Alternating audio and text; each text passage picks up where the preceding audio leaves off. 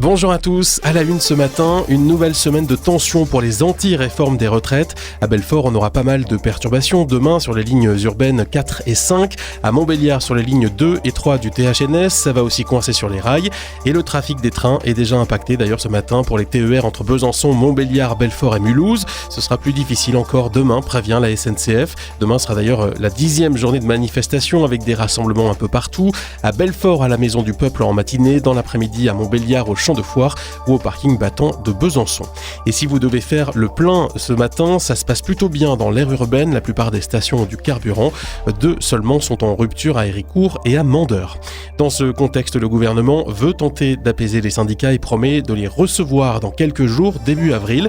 Elisabeth Borne et Emmanuel Macron se verront d'ailleurs ce midi pour tenter d'élaborer un plan de sortie de crise. Dans le reste de l'actualité, comment mieux lutter contre les atteintes à la laïcité dans l'académie de Besançon? La rectrice lance ce matin à Montbéliard un plan de formation des chefs d'établissement. Objectif, acquérir une culture juridique pour mieux cerner et anticiper les faits qui portent atteinte au principe de laïcité.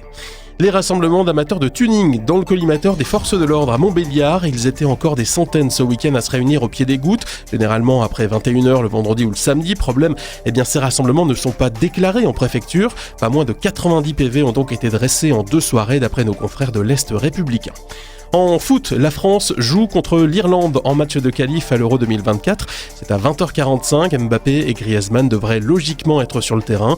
Didier Deschamps dévoilera sa liste aujourd'hui. Le Vosgien Clément Noël, champion de France de slalom, il a décroché son titre hier aux Ors dans les Alpes du Sud. Et puis malgré la pluie, les confettis étaient tout de même de sortie. Il y avait une foule, certes clairsemée hier pour le carnaval de Belfort. Les chars sur le thème des métiers ont tout de même pu défiler. Voilà pour l'essentiel. Bonne journée à tous.